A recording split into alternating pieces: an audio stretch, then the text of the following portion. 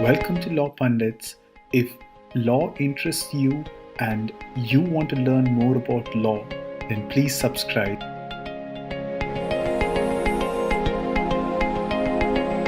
Thank you so much for joining us today, Sylvia, and really appreciate you taking the time to explain and clarify some of the most pressing and confusing questions that many of the law students have before they start making their application for their LLM program. Without further ado, let's start with the question.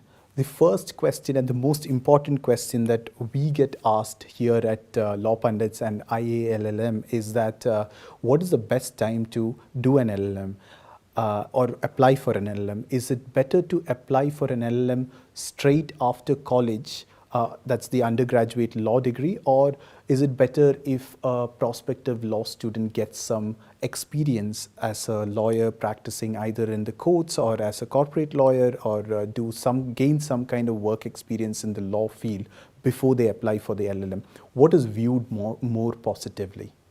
You know, that's a really good question. I think the answer is absolutely going to depend on who you ask. So I will share with you my personal view. It happens to be Columbia's view also, but it's my view. I think that the majority of applicants are not ready to do an LLM straight out of school. There are some exceptions, and we certainly will take a handful of people straight from school. But I think that you are better off doing the LLM after you've been practicing for a few years. For starters, the practice of law looks very different than the study of law does. I think it's important to get out, get some practice, get some life experience, and then discover whether that area of law that you started practicing is really what you're interested in, and understand what the gaps in your knowledge are. So I encourage people to wait a minimum of 1 year. I think 2 is even better, 3, 4, 5. I don't think there is such a thing as too many years of experience to do an LLM. You're always going to learn a lot. But I think it's best to have at least 1 or 2 years of post-law school full-time experience. What kind of work? It doesn't matter. People think, oh, I have to go to a law firm. Absolutely not. You can work for a judge as a clerk. You can work for an international organization. You can work at a school, but something where you're using your law degree and you're starting to figure out what the practice of law is like and what you like and what your strengths are. Students usually apply for LLM sometimes in October, and sometimes in November, and sometimes in later during the year. So for a student who is serious about doing an LLM in one of the top law schools, what would be the ideal time to start the LLM application process? And that is an excellent question. And the complete answer is that the students should start thinking about applying to an LLM program a few years before they start. Not because the process of applying takes that long, but the thinking to prepare to do an LLM. You should think about why you're doing an LLM. And I encourage applicants to step back and think about, why did they go to law school to begin with? What were their goals? How have their goals changed? And what are their current and future goals? How does an LLM fit into it? What do they want to learn in the LLM? Do they want to go to a school where they can specialize in their area, which I suggest is not the best thing to do. I think it's okay to take some courses in your area of law, but you should be going to explore a lot of different areas. Do research about schools. Do research about parts of the country if you're thinking of a US LLM, but also consider LLMs in other countries. Once you have pretty much decided that, yes, I want to do an LLM in the US and I want to be in a big city or a small city, you've made those decisions, it should still be taking you about 6 months to prepare a proper application. The personal statement is very challenging. It is your chance as an applicant to talk to the admissions committee, and so you have to be really thoughtful about what you want the committee to know about you. You need to get good letters of recommendation, and you want to give your recommenders an opportunity to do some thinking about you and to write the letter in their time frame, not in yours. And then if you're applying to a school that requires LSAC, that you apply through LSAC, that process, while it simplifies the process a lot, can take a bit of time. So minimum, you should give yourself 3 months, but I think in the ideal world, you spend about 6 months on the application. But I suspect that most people are not spending 6 months. I think most people are probably spending 2 or 3. Let's talk about personal statement. Now, this is again another mystery for many people. Is there any good length for a personal statement or a statement of purpose? What should a student keep in mind when he or she is writing a statement of purpose? And I think that the comments I'm about to make apply for any school that you're applying to, at least in the US, you should not waste your personal statement or statement of purpose, as you all call it, reciting your CV. You will likely be submitting a CV. So if your statement of purpose says, I went to this law school, I graduated in this year, I took these classes, you've wasted that. You've already told us. Tell us about you. What life experiences have made you who you are? Maybe it's a journey that you took, a trip that you took with your family where you found out something about yourself that you didn't know about. Maybe you did some community service. Maybe you had to deal with a family illness that taught you resilience. Whatever it is that has made you who you are. Talk about your goals, your professional goals, your personal goals. How does the LLM fit into it? If there is a burning legal question that you want to research, tell us about that. Don't spend 3 pages on that, because that can get a little boring. But do tell us, why it is that topic interests you. If you're using the LLM as a year to transition from one area of law to another, tell us that. I've been practicing for 5 years and I'm not sure it's what I want to do. I want to explore it. That's okay.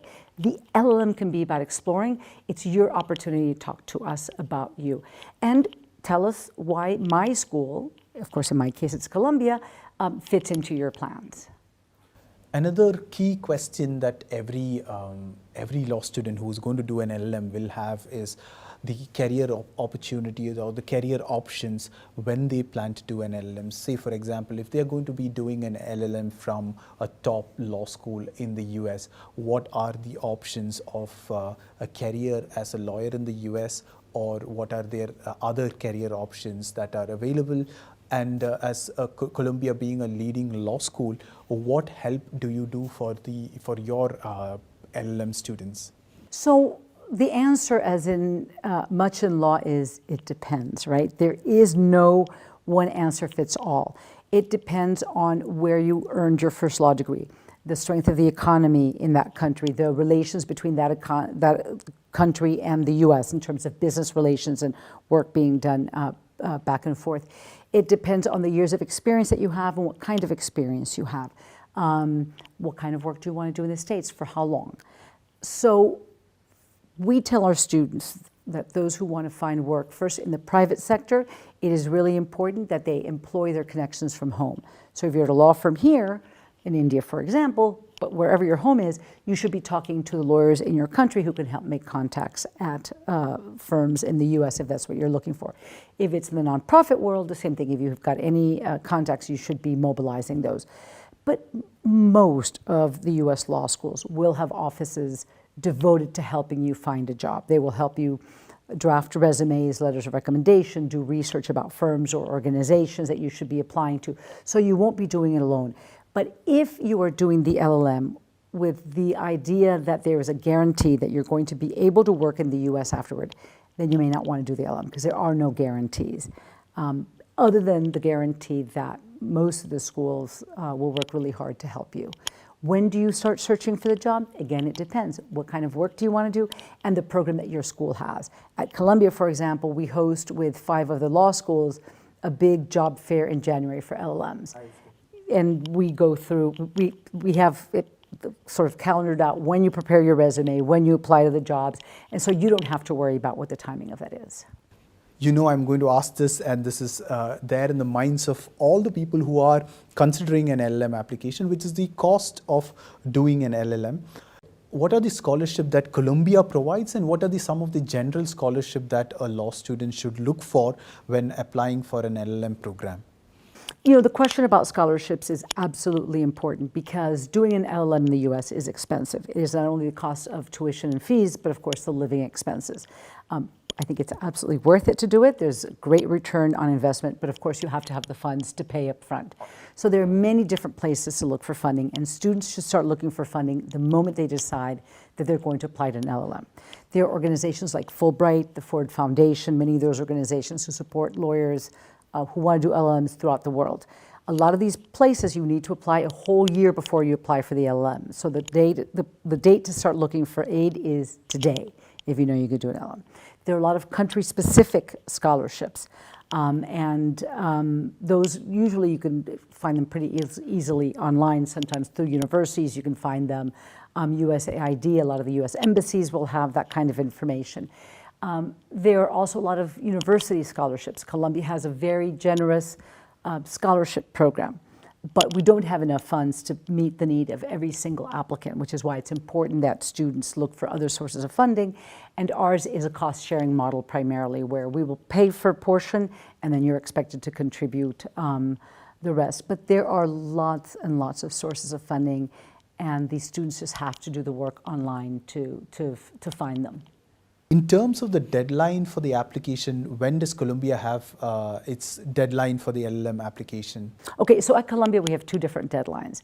We have our early review deadline, which is usually one of the first days in November, depending on the calendar. If November 1st falls on a Saturday, the deadline will usually be the following Tuesday. If you get us a full application by that day, we promise you an answer by December 31st. So it's really nice for the applicant because they can be done with the process early on, or if for some reason they don't get admitted to Columbia, then they know that they have to apply to other schools. But our regular deadline is in mid-December. This year it's December 18th. I think you'll find there are probably about 8 or 9 US law schools who have either late November or mid-December deadlines, but the majority of schools then continue throughout the year and do rolling admissions. But for us, the last deadline is mid-December. In terms of letters of recommendation, how important do you think are the number of letters of recommendation? And who do they submit it from? Does it make any sense for a law student to be submitting a letter of recommendation from somebody who is a popular person like a judge or an academic who is very well known, as opposed to somebody who is their particular professor or who they have worked in a close capacity? What should a student, who should a student approach when they are looking for a recommendation letter? Great question. Number one is the ideal number of letters of recommendation is the number that the school asks for. And most schools will tell you we want 2 letters or we want 3, or they might say minimum of 2, maximum of 3. Don't go over the maximum that the school asks for. At Columbia, we want 2 letters of recommendation, but we understand that sometimes a student will submit 3. I'll give you an example. Maybe a student or an applicant has been practicing corporate law for 3 years and 6 months ago moved into the human rights world. And while they will get a letter of recommendation from their new supervisor, that relationship has not been in existence for that long, so they would like a letter from their corporate supervisor, and that's fine. At Columbia, we want 1 letter from a professor and 1 letter from a work supervisor. But the most important thing is that these have to be people who know you, the applicant, not somebody famous, as you just said, not sort of the top professor at your school, whatever that means, I'm not sure what it means, who didn't really teach you or who taught you in such a big class that they don't know who you are. We want somebody who can speak about you as a student, who talks about your preparation for class, your intellectual curiosity, your willingness to take academic risks, to ask questions, and to maybe give answers that later on prove to be wrong, but to engage with your material. The same thing at work is people who have supervised your work and know you as a lawyer. I say to every applicant, if a recommender says, sure, I'm happy to sign a letter, why don't you draft it and I'll sign it, don't take that. Move away, because you as the applicant are not going to be able to speak about yourself as a student or as a lawyer the way a supervisor will. So thank the person and then find somebody else. If your recommender doesn't write English very well, let them write the letter in their native language and then you pay to have it translated, because you want the recommender to be able to express themselves clearly. Give them a copy of your personal statement, give them a copy of your CV so that they know why it is that you're pursuing the LLM. And just do follow the instructions and don't submit more than the school asks for.